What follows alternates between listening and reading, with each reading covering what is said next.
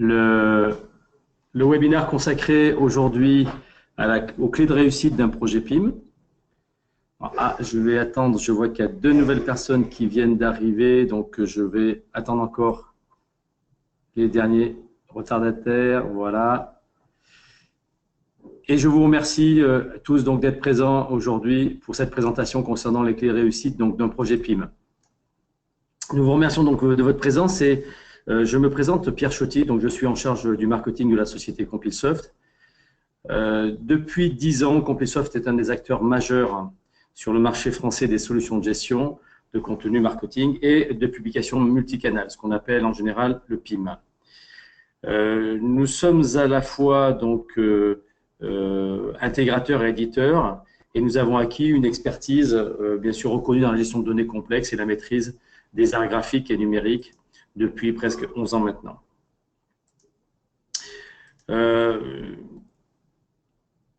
Ce webinaire en fait a pour objectif de vous présenter en 30 minutes donc les principes généraux et les clés de réussite pour garantir en fait une bonne mise en œuvre d'un logiciel PIM dans un environnement partagé. Cette expertise est le fruit de plus de 11 ans de pratique et d'expérience pour nos équipes d'ingénieurs, et ceci auprès de nombreuses entreprises issues du métier et bien sûr de métiers d'organisation parfois très différentes, puisqu'on compte des fabricants, des distributeurs, mais également des prestataires de formation et autres. Je vous propose de répondre à vos questions en fin de présentation et pour les autres questions auxquelles on ne pourrait pas répondre, de vous apporter une réponse directe par mail après la conférence. En introduction, je vais juste vous demander 2 petites secondes. C'est ça. Ça évitera d'avoir trop de bruit. Voilà. En introduction, le PIM, donc ce qu'on appelle un Product Information Management, est d'abord un outil en vogue dans le domaine du e-commerce aujourd'hui. À quel point? Eh bien, c'est très simple. Le segment du PIM affiche aujourd'hui un taux de croissance qui est de l'ordre de 25,3% chaque année et il pourrait représenter plus de 15 milliards de dollars d'ici 2021. Donc, vous voyez que c'est un sujet vraiment d'actualité sur lequel on va pouvoir réellement travailler aujourd'hui. Avant de détailler les clés de la réussite de la mise en œuvre, je pense qu'effectivement, il est indispensable d'expliquer ce qu'est un PIM pour les entreprises, quelle que soit leur taille et leur domaine d'activité d'ailleurs. Donc, nous allons nous concentrer principalement sur les entreprises qui travaillent en B2B, donc la distribution, le retail, les fabricants, les industriels ou les prestataires de services. Un PIM, c'est quoi? Eh bien, tout d'abord, le PIM s'est démocratisé et il est devenu un moyen d'activer un ensemble de leviers pour toutes les sociétés qui viennent de l'univers du retail ou de l'industrie, et toujours dans l'objectif d'accroître les ventes. Un exemple de levier, c'est par exemple comment vendre plus facilement à l'international pour développer votre activité, ou comment proposer une expérience cohérente et homogène aux clients sur l'ensemble de vos canaux de vente. Ou bien comment être capable de proposer des gammes de produits de manière localisée ou personnalisée, ce qui devient très difficile à faire évidemment. Deuxième objectif du PIM, c'est permettre à moindre frais de personnaliser et d'ajuster les descriptions de vos produits et les médias, c'est-à-dire les images, les vidéos, sur chaque segment de clientèle et selon le canal de vente, afin d'augmenter, bien entendu, le taux de transformation et le volume des ventes. C'est vraiment un objectif clair et simple que tout le monde connaît dans son entreprise. En d'autres termes, donc, le PIM a pour objectif d'aider vos équipes à structurer et à collaborer autour de l'offre produit, en fait, et de placer ainsi les produits au cœur de votre organisation afin d'accompagner votre croissance. Le PIM fournit bien sûr la plateforme dont les équipes ont en général besoin pour mettre en place ce processus d'enrichissement de manière collaborative, d'enrichissement des contenus, des données, tout en accompagnant la croissance de l'entreprise. Alors, on va essayer de comprendre les enjeux en 3 slides très rapides avant de travailler sur, de vous présenter les clés de réussite qui nous paraissent évidentes dans la mise en œuvre d'un projet PIM. Tout d'abord, l'enjeu d'un PIM, c'est, on sait qu'aujourd'hui, l'information produit est une préoccupation de chaque entreprise, en particulier dans le secteur de l'industrie et de la distribution. Par exemple, on pourrait citer comment utiliser les données produits disponibles dans une optique business. Hein, voilà, qu'est-ce qui va intéresser nos clients, nos partenaires. Comment enrichir ces données pour améliorer leur pertinence par rapport aux concurrents, s'il s'agit d'un produit qui est déjà connu d'autres distributeurs. Et comment diffuser ces données de façon ciblée, rapide et à moindre coût. Voilà. Donc ça, c'est vraiment important. Ces données doivent être mises à disposition dans des temps contraints afin de procurer un avantage compétitif. C'est-à-dire que, bien entendu, si vous avez des deadlines, si vous avez des catalogues, si vous avez des gammes qui doivent sortir à une certaine période de l'année, des salons, bien entendu, il est évident que l'information produit doit être disponible au bon moment et dans son intégralité. Donc ça, ce qu'on appelle un petit peu le time to market, c'est vraiment être présent au bon moment, au bon endroit, avec la bonne offre. Le système de gestion, vous le savez tous, notamment les gestions commerciales, ERP, etc., ne dispose que d'informations partielles, très souvent liées au stock, aux conditions commerciales, aux tarifs, à la logistique, bien entendu.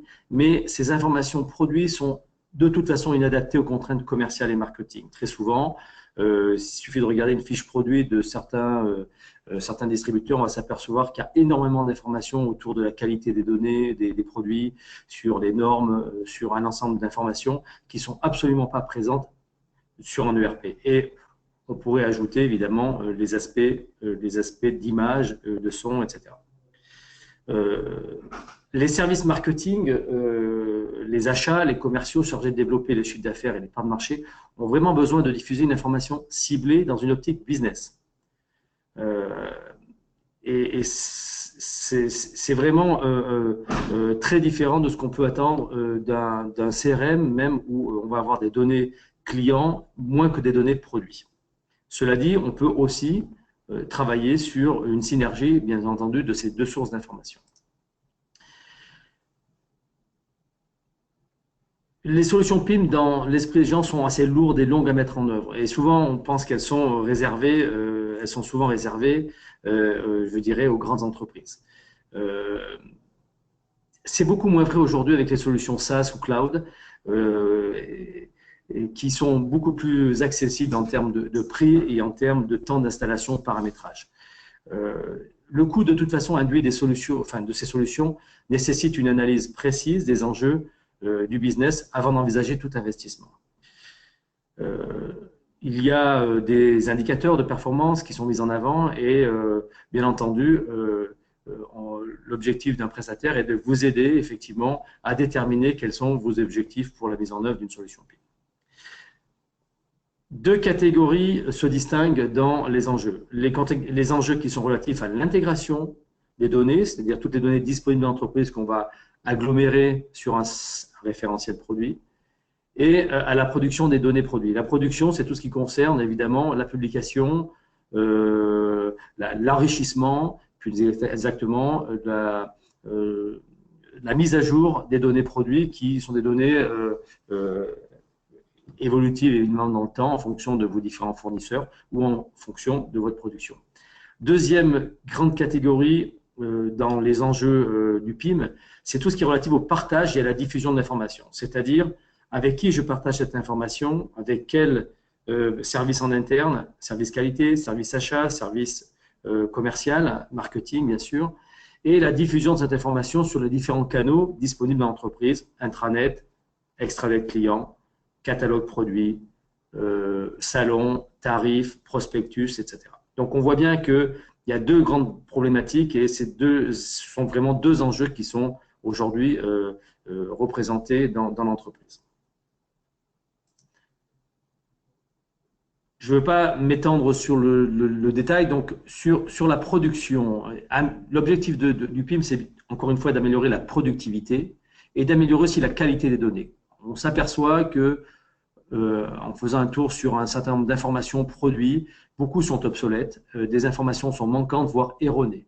Et bien entendu, la qualité des données entraîne bien entendu un certain nombre de désagréments dans l'entreprise, aussi bien au niveau de la diffusion, sur les sites internet ou sur le papier, que sur les retours observés, notamment auprès d'une clientèle exigeante qui pourrait dire bah, écoutez, ce n'est pas les caractéristiques que vous aviez indiquées dans vos produits, je vous retourne les produits. Donc là, on a une mesure de qualité qui est non négligeable. Je ne rentrerai pas dans les objectifs, mais la productivité, c'est d'abord de produire vite et à moindre coût des produits, des données fiables. Voilà. Donc, on a des moyens, avec un PIM, de gérer, de valider cette information produit dans les différentes phases de validation, aux achats, à la qualité, au commerce. Voilà. On peut également avoir un niveau de suivi en fonction d'un versionning de produits, par exemple, hein, avec éventuellement des validités de garantie ou des validités d'informations qui peuvent être précisées en amont, de façon à ne pas laisser vivre des produits obsolètes ou non disponibles ou simplement erronés. Donc vraiment, la production et la productivité, c'est quand même un point important.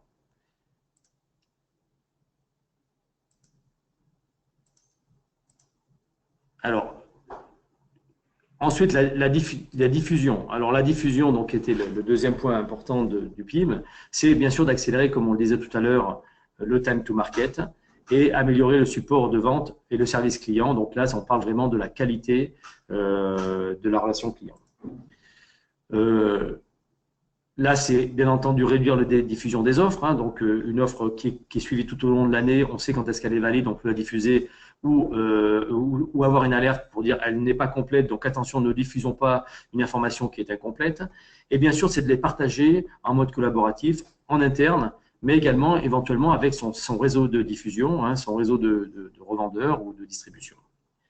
Et bien entendu, à partir du moment où elle est centralisée, on a de l'information qui est fiable et qui nous permet d'améliorer un support, notamment sur un call center ou sur un service support client. Voilà.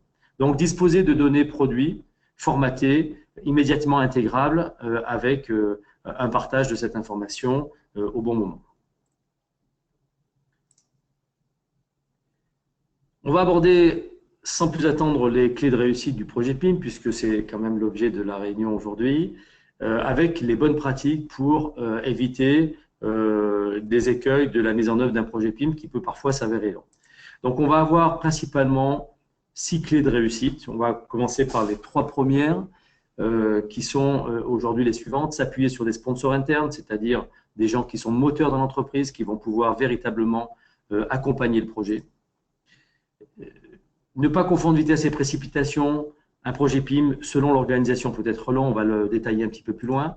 Et bien sûr, bien définir la structure de votre organisation produit et les attentes des différents services. Concernant les sponsors internes, ben là, une nouvelle fois, des retours d'expérience parlent d'eux-mêmes. Un projet PIM ne peut pas être porté uniquement par une DSI. Les différents services, que ce soit les équipes produits, marketing ou Internet, doivent impérativement travailler de concert sur ce projet puisqu'ils seront eux aussi impactés dans leur organisation. Ce projet doit être porté par un acteur sponsor, donc qui peut être un chef de projet, une direction business unit, une direction marketing, qui soit en mesure vraiment de faire des arbitrages, de prendre des décisions sur l'organisation de l'offre produit, sur l'organisation de la validation des produits et tout le cycle de validation que vous devez avoir pour arriver à une qualité optimum. Mener la conduite du changement, ce n'est pas non plus négligeable, donc il faut vraiment ce sponsor. C'est un des facteurs clés de ce type de projet. Donc là, j'insiste vraiment, le sponsor interne, il existe toujours et il est toujours vraiment un facilitateur dans l'intégration d'un tel projet. On le disait, ne pas confondre vitesse et précipitation. Un projet PIM, c'est de 4 mois à 24 mois, hein, globalement. On peut avoir une moyenne plus ou moins courte selon la complexité de l'offre produit, si l'entreprise est présente à l'international avec plusieurs langues, si les canaux de diffusion sont complexes, s'il y a un certain nombre de sites web ou sites marchands qui sont aujourd'hui en place déjà. Donc la phase préparatoire d'expression des besoins, elle est vraiment fondamentale. On a tendance toujours à la négliger. Ne pas avoir trop grand tout de suite. Ah, ça, c'est vraiment une pratique assez évidente puisqu'on a vraiment un produit évolutif. Donc, il n'est pas nécessaire d'aller trop vite sur le sujet et de voir trop grand, passer 1 an à faire une expression des besoins. C'est souvent inutile. Très souvent, les besoins évoluent. Donc, il faut privilégier plutôt l'adaptation avec un bon socle de départ. Je le disais, ça peut être long, mais aussi tous les projets sont spécifiques. En fonction du métier, en fonction des habitudes de la société, en fonction de l'organisation humaine de la société, chaque projet PIM est spécifique. Et puis, n'oubliez pas l'existant. L'existant, il ne peut pas être supprimé du jour au lendemain. On ne peut pas s'arrêter de communiquer du jour au lendemain. Donc, il y a une phase de transition qui est importante. Mais la phase en amont est sans doute la partie la plus chronophage. Elle représente entre 50 et 70% du temps d'un projet PIM. Par exemple, le dictionnaire des données, c'est une étape à ne pas rater. La phase préparatoire d'expression des besoins est vraiment fondamentale. Comment organiser notre offre produit pour qu'elle soit pertinente. Donc là, vraiment, c'est un travail qui sera nécessaire dès le départ avec les sponsors, avec le chef de projet, avec les personnes pilotes sur ce type de projet. Bien définir la structure d'un donné PIM. Eh bien oui, aujourd'hui, on s'aperçoit lorsqu'on met en place un PIM qu'il est très structurant. C'est-à-dire qu'on va devoir réfléchir sur quels sont les attributs, les champs, les règles de validation, la classification de notre offre produit, en fonction parfois d'un canal web qui va être différent d'un canal print ou d'un outil spécifique type flyer ou anniversaire, etc. Donc les attentes des services sont aussi très différents. Chaque service ayant sa problématique, il faut donc la prendre en compte. Donc, bien définir la structure de données PIM pour lui permettre d'évoluer de manière structurée, de manière intéressante et sans se retrouver bloqué au bout d'1 an ou 2 ans de pratique. Enfin, l'enrichissement des données apportées représente la valeur ajoutée. Donc, s'il n'y a pas d'enrichissement, ça n'a pas d'intérêt aujourd'hui de prendre un PIM. Si on reste sur une définition d'article à 30 caractères avec une photo statique, il est évident que le PIM ne jouera pas son rôle. Par contre, l'enrichissement, tel que la traduction, donc dans différentes langues, qui peut être délégué d'ailleurs à des prestataires externes, bien entendu, au travers du PIM, est vraiment un point important. Les images, les mises en situation, aujourd'hui les vidéos, sont autant d'enrichissements qui vont permettre à l'entreprise de se différencier sur son secteur d'activité et auprès de ses clients. Et là, on insiste vraiment, il y a quand même énormément de choses à faire en termes d'enrichissement. On a certains clients qui ont jusqu'à 200 attributs différents, 300 attributs différents dans des domaines de la qualité qui ne vont pas s'adresser forcément aux mêmes personnes, mais on va retrouver des informations extrêmement pertinentes pour chacun de ces produits. Et enfin, définir la structure du PIM, c'est aussi définir le rôle de chacun dans la phase d'enrichissement et de validation jusqu'à la diffusion. Là, on sous-entend ce qu'on appelle les flux ou le workflow, qui sont qui fait quoi sur l'enrichissement de l'offre produit, qui la sélectionne, qui la valide, qui l'enrichit, qui la diffuse. Donc là, la structure du PIM est vraiment un point important. Donc là, on vient de voir globalement les 3 premières clés de réussite d'un projet PIM, qui sont vraiment les 3 premiers points de réussite. On les reverra peut-être un petit peu plus tard. Les 3 suivants vont concerner principalement la centralisation de l'information,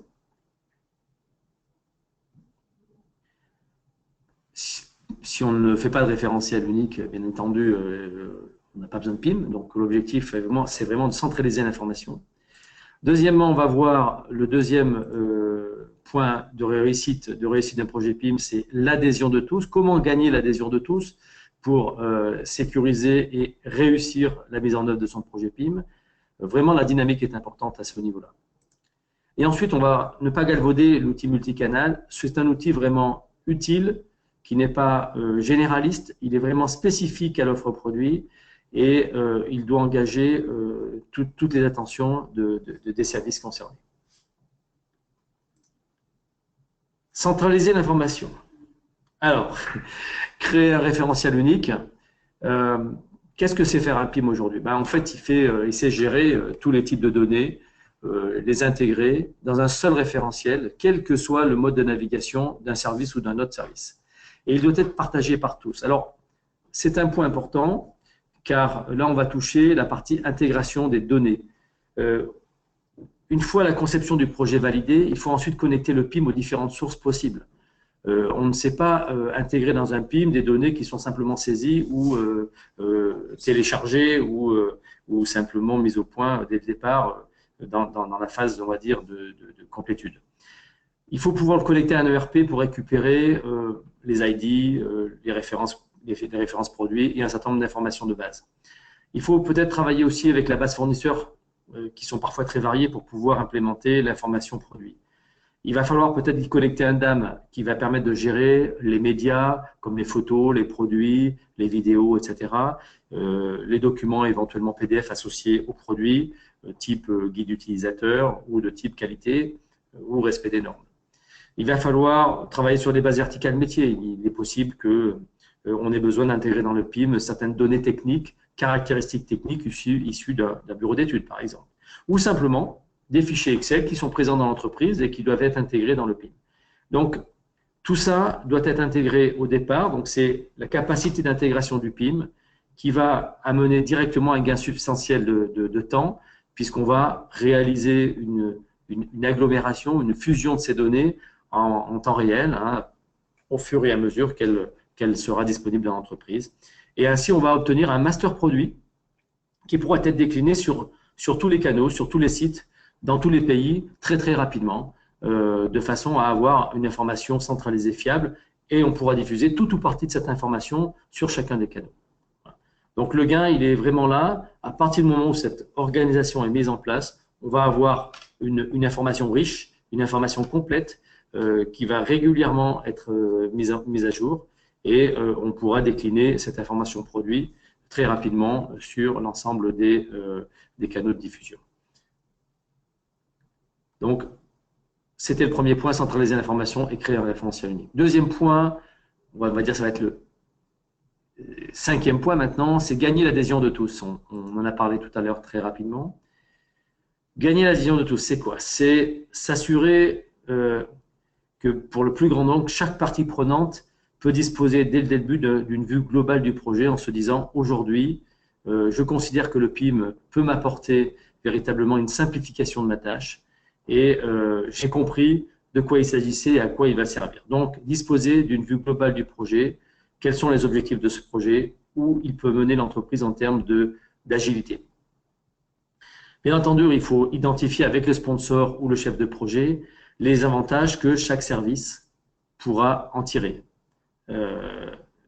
Et bien entendu, ça peut être assez différent entre un service PAO, un service web, un service informatique ou un service marketing. Chacun a une utilisation différente de la donnée produit. Et là, il faudra comprendre ce que chacun pourra en tirer. On a des optimisations dans tous les processus possibles et il faudra bien les identifier. Et bien entendu, il n'y a pas d'adhésion s'il n'y a pas, je dirais, une ergonomie de l'application qui la rend facile à utiliser, qui la rend facile d'accès et à la fois personnalisée en termes d'accès. Bien entendu, un responsable produit n'aura pas forcément la même interface et la même façon de travailler dans l'enrichissement de ses produits qu'un marketeur qui va enrichir l'information produit au niveau marketing. Typiquement, l'un va travailler à partir d'une offre fournisseur avec éventuellement une déclinaison par marque, par exemple, et le marketing va travailler sur une offre produit par gamme ou par typologie de produit en fonction de son offre marketing ou de son catalogue. Donc là, on voit que l'adhésion de tous, elle est très importante à prendre en compte puisqu'elle va impacter l'organisation. Enfin, dernière clé de réussite, c'est ne pas galvauder l'outil multicanal. Le PIM a vraiment pour objectif de mutualiser l'enrichissement des données pour les développer sur plusieurs canaux. Une fois que ces données sont enrichies et centralisées, le PIM peut délivrer pour chaque canal des informations pertinentes nécessaires au format attendu avec un niveau d'exigence de données qui sont très différentes. Que ce soit pour les canaux offline ou le canal online, donc d'un côté, tout ce qui est production papier, PLV, catalogue papier et bien entendu la diffusion online sur les sites internet, il est évident qu'on ne va pas diffuser la même information, on n'est pas limité par la même place et on a une réactivité qui peut être très très différente. Donc le PIM va servir de container, mais il ne va pas diffuser la même information en fonction du canal. C'est enfin un référentiel de données stable dans le temps qui va vivre avec l'évolution de l'offre produit, les données étant mouvantes comme les stocks, mais les stocks ou les prix n'ont pas leur place dans le PIM. De manière évidente, on peut gérer les tarifs dans un PIM, mais on peut aussi mixer les sources de données entre un ERP qui gérerait des tarifs, par exemple, par typologie de client, et le PIM pour, bien évidemment, avoir un site e-commerce, par exemple. Donc, le PIM, c'est d'abord un référentiel produit avant d'être un outil de stockage, de la forme de gestion de stock ou de gestion des tarifs. Mais il ne faut pas se tromper. On reste autour de la donnée produit.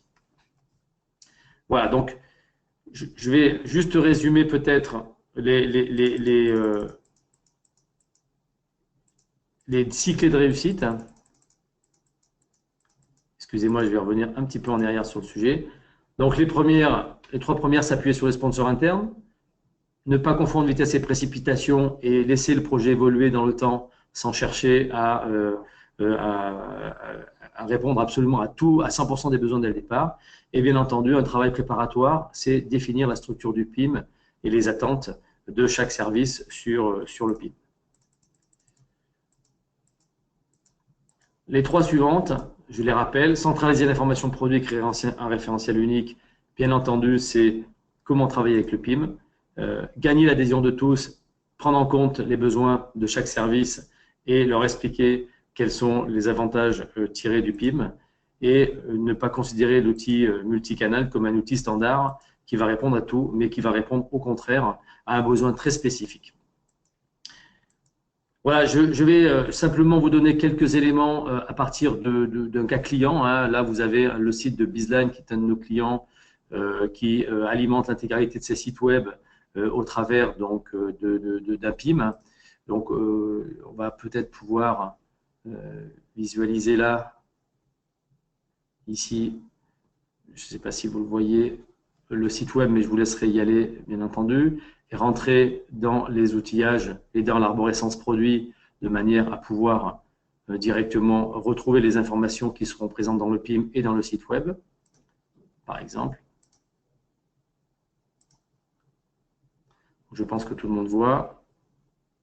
Donc, on va pouvoir descendre jusqu'au niveau du produit, de la gamme du produit, et ensuite rentrer dans les différentes références de chacun des produits. Voilà. Là, on est dans un site e-commerce où on peut acheter en ligne, on peut ajouter une liste d'envie, trouver un revendeur, etc., etc. Et on voit que tous les pictos sont absolument gérés de manière automatique. Voilà. Je vais revenir sur le sujet. Certains me disent qu'ils ne voient pas forcément. Excusez-moi. Voilà. Je vais repasser sur, je vous laisserai y aller, un exemple de fiche produit géré dans le PIM. Donc là, c'est la première partie de l'offre produit. Il s'agit de produits électroportatifs où on a un certain nombre de descriptifs. La possibilité de gérer un certain nombre d'informations de type picto, de type nouveauté, de type référence associée. Bien entendu, les images. La possibilité de générer des fiches produits au format HTML ou au format PDF en ligne. Donc là, vous avez un exemple typiquement de fiche produit qui est générée en ligne, donc complètement automatique en termes de génération de fiches produits avec un ensemble de caractéristiques techniques. Et vous avez également un catalogue que vous pourrez visualiser sur le site Bizline. Il y a aujourd'hui une douzaine de catalogues en langues étrangères, puisqu'ils sont présents dans plusieurs pays. Et ces catalogues sont gérés de manière semi-automatique à partir de Easy Catalog dans le PIM. Donc l'export des données se fait langue par langue et avec une offre produit qui peut varier d'un pays à l'autre, évidemment. La génération de ces catalogues se fait de manière, donc, comme je le disais, semi-automatique avec Easy Catalog qui est lié et connecté à notre PIM. Voilà, la gestion de contenu, comme on l'a vu, c'est en fait une plateforme globale qui va impacter toute l'organisation et où certains prestataires extérieurs qui peuvent être des traducteurs, des relecteurs ou des fournisseurs peuvent venir aujourd'hui se connecter. Je fais une parenthèse sur un point important. Nous pouvons intégrer aujourd'hui les normes FAB 10, les normes fabricants-distributeurs, de façon à rendre le PIM encore plus agile. Nous pouvons également, nous disposons de connecteurs évidemment avec les outils de maquette numérique de BIM. Donc, ceux qui sont fabricants comprendront de quoi il s'agit. Et nous avons des liens possibles donc avec des plateformes comme BIMenco de façon à pouvoir générer les informations propres au BIM ainsi que les représentations graphiques. Et bien sûr, les services concernés d'une plateforme de gestion de contenu sont, comme on l'a vu, le marketing, les ventes, le merchandising, les points de vente éventuellement, la logistique, les achats, certains bureaux d'études et bien sûr la direction. Voilà, donc on voit que l'offre produit est vraiment au cœur des préoccupations. Je vous remercie pour votre présence. Le webinaire est désormais terminé. Si vous avez des questions, n'hésitez pas donc à les poser en ligne au travers de l'interface. Et je vais essayer d'y répondre. Voilà.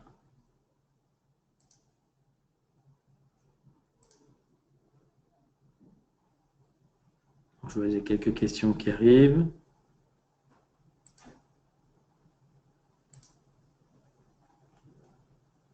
Voilà. Souhaitez-vous aborder une question particulière? Donc, alors là, j'ai une question. Quel est le lien avec le BIM et le PIM?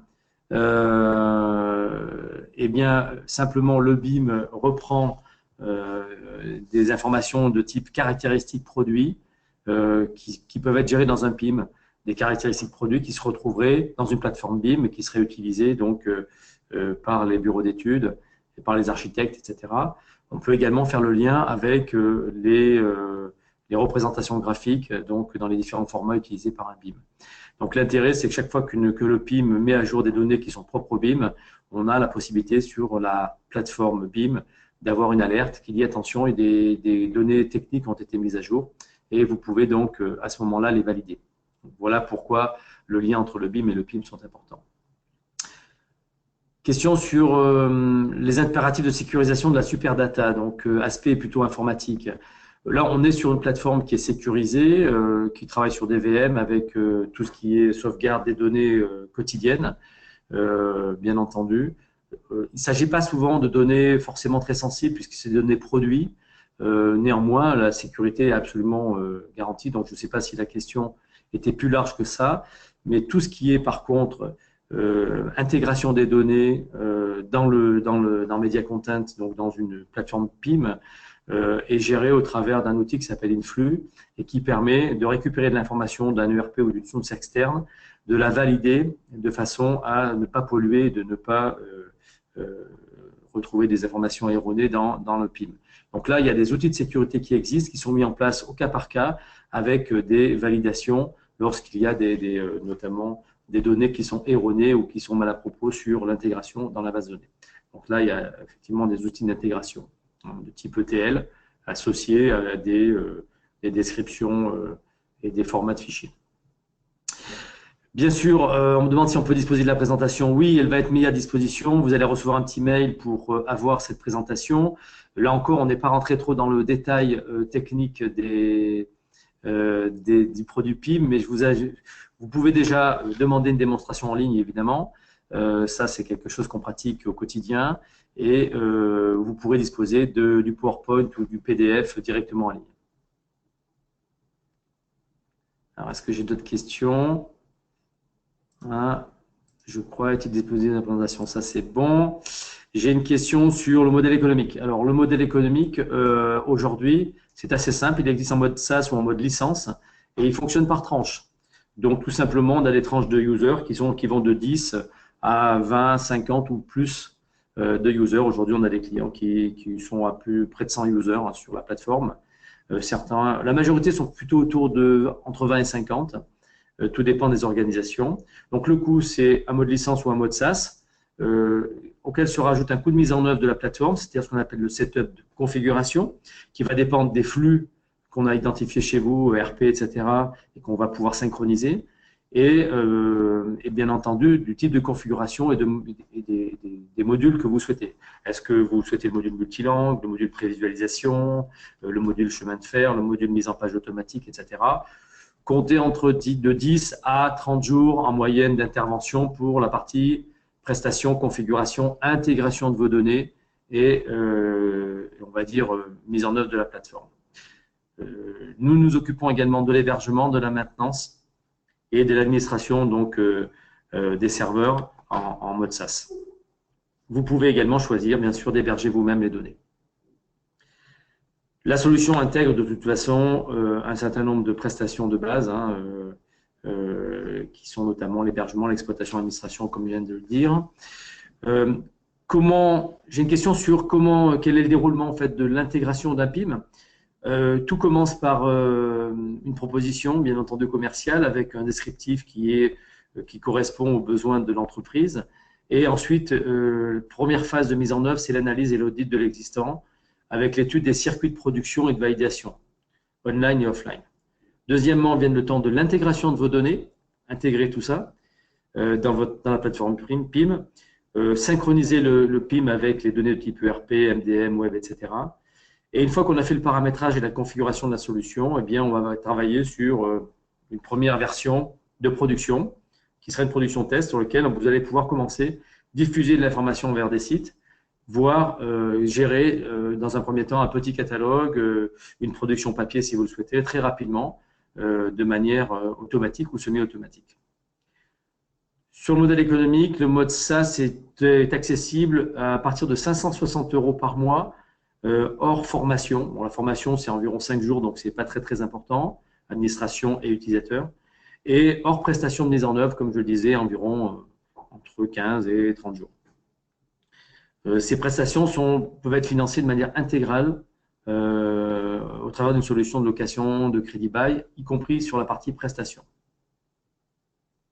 Voilà, donc sur le modèle économique, c'est assez simple, vous avez compris. Donc une partie analyse, audit, une partie intégration des données, synchronisation et une partie paramétrage, configuration de la solution jusqu'à la partie formation et mise en œuvre d'une version pré-production du PIM. Aujourd'hui, nos clients commencent à travailler au bout de 4 à 6 mois sur une première version de catalogue automatique semi-automatique et peuvent déjà générer des fiches produits au format HTML ou PDF en ligne ou des gammes ou des ensembles de choses directement grâce au bouton génération en ligne. Voilà pour les premières questions. J'ai peut-être une dernière question concernant les principaux gains constatés d'un PIM. Qu'est-ce qu'on peut attendre en termes de gains financiers ou de gains de délai? Nous, on constate un ROI dès la deuxième année. Donc, très rapidement, on a une production optimisée du offline, surtout la partie mise en page à partir des données InDesign. Alors, tout dépend si vous disposez d'un studio PAO. Si ce n'est pas le cas, on a, nous, des infographistes rodés qui savent faire du catalogue papier très très rapidement avec des automatismes de mise en page. Donc ça, c'est dès la première année, on est capable de sortir des premiers prospectus, catalogues, etc. Grâce à la mise en page de Easy Catalogue. Deuxième gain immédiat, c'est la génération en ligne de fiches produits, format HTML ou PDF. Donc ça, c'est complètement dynamique et donc on a une formation à jour disponible pour les services commerciaux ou disponible pour mettre en ligne sur vos sites e-commerce. Donc possibilité sur demande de génération de l'offre, produit par famille, fournisseur, gamme. Aussi la possibilité de véritablement construire vos documents marketing avec la Marketing Box. Donc là, vous pourrez directement générer vous-même sans intervention extérieure d'une agence, d'un service PAO, etc. Générer vous-même vos fiches produits. Donc ça, c'est une possibilité que nous offrons au cas par cas en fonction des templates existantes, etc. dans l'entreprise et en fonction de la complexité évidemment de vos maquettes. Chose très importante dans les gains principaux constatés d'un PIM, c'est l'enrichissement de vos produits pour le référencement web. Là, j'insiste beaucoup là-dessus. Aujourd'hui, le référencement auprès des moteurs de recherche fonctionne beaucoup. Et donc, il est très important d'enrichir vos produits, d'être pertinent sur les descriptifs produits, de faire des comparatifs produits, et ça améliore très, très sensiblement le référencement naturel. Voilà. Donc là, c'est vraiment une différence importante et on a pu le mesurer avec beaucoup de nos clients. Voilà pour quelques questions. J'ai d'autres questions sur les aspects avancés, les fonctions avancées, mais je pourrais revenir là-dessus.